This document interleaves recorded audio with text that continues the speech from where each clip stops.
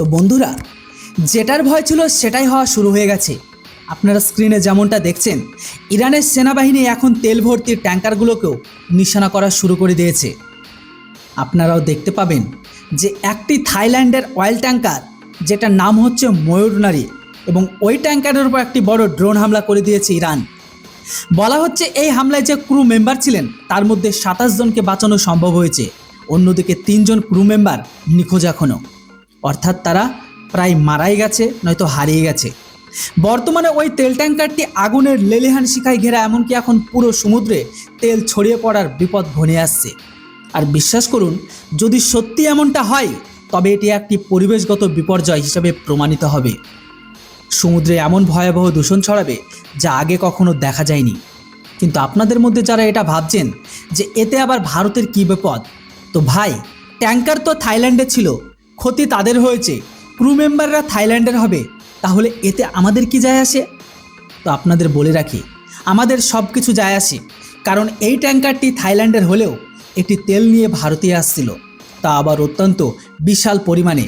কারণ এটি একটি বাল্ক অয়েল ট্যাঙ্কার, যা বিশ্বের অন্যতম বড় তেল ট্যাঙ্কারগুলোর মধ্যে একটি হিসাবে বিবেচিত হয়।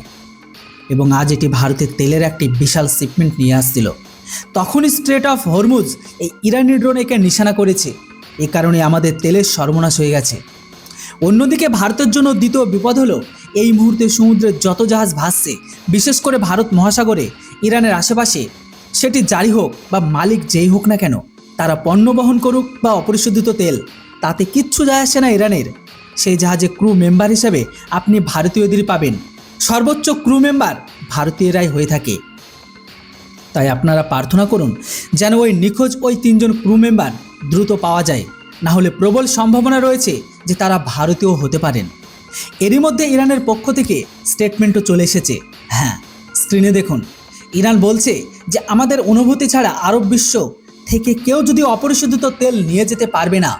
যদি কেউ ভাবে যে একটা দুটো ট্যাঙ্কার বের করে নিয়ে যাব, আমরা তাও হতে দেব না। আমাদের ইচ্ছা ছাড়া কোনো দেশ যাকে আমেরিকার পাশে দাঁড়িয়ে থাকতে দেখা যাবে, তাকে আমরা 1 লিটারও অপরিশোধিত তেল নিয়ে যেতে বা পাস করতে দেব না। এইদিকে আবার ইরানের সর্বোচ্চ সামরিক বাহিনী IRGC, হ্যাঁ, এর শীর্ষ কমান্ডার স্টেটমেন্ট দিয়ে বলেছে যে এই যুদ্ধ কবে শেষ হবে তা এখন আমেরিকা ঠিক করবে না, আর না এই যুদ্ধে আমেরিকার হাত আছে। এখন সব কিছু আমরা সিদ্ধান্ত নেব। যুদ্ধ আমাদের ইরানের হাতে, এমনকি আমরাই ঠিক করব কবে আলোচনা হবে আর কবে এই যুদ্ধ শেষ করা হবে। তাই আমেরিকা এখন প্রতি ব্যারেল অপরিশোধিত তেলের দাম $200 হওয়ার প্রস্তুতি নিক। হ্যাঁ বন্ধুরা, এটি খোলাখুলি হুমকি দেওয়া হয়েছে যে বর্তমানে যেখানে তেলের দাম $100 থেকে $120 কাছাকাছি পৌঁছে গেছে, তা দেখে অলরেডি সবার ঘাম ছুটতে শুরু করেছে।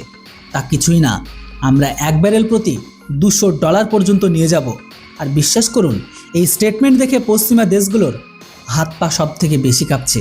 কারণ চীন এবং ভারত আরব দেশগুলো থেকে তেল নিলেও তাদের কাছে বিকল্প ব্যবস্থা আছে।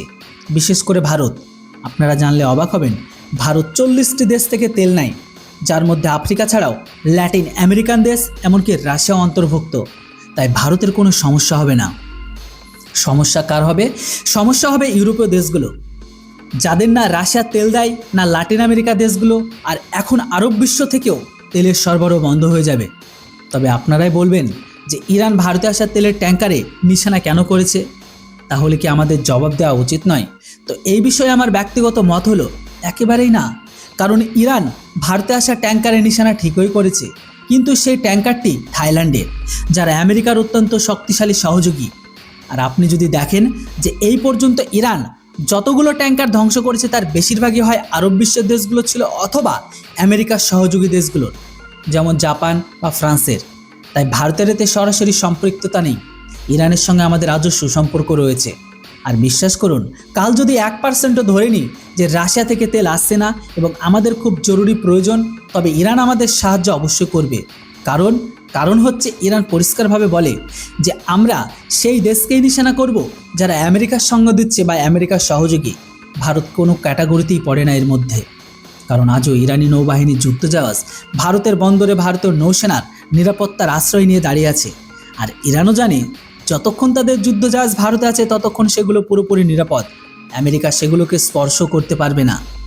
আর এই কারণে ইরান আজও মনে করে যে ভারত একটি নিরপেক্ষ শক্তি এবং কোনো অবস্থাতেই তারা ইরানে হামলা করার জন্য আমেরিকার সঙ্গ দেবে না। আর এটাই কারণ যে ভারত এই ট্যাঙ্কার হামলার বিরুদ্ধে হয়তো দু একটি স্টেটমেন্ট জারি করলেও করতে পারে, কিন্তু এর বেশি আমরা ইরানের ওপর কোনো অ্যাকশান নেব না, আর না এই যুদ্ধে আমেরিকার সঙ্গে যোগ দেবে।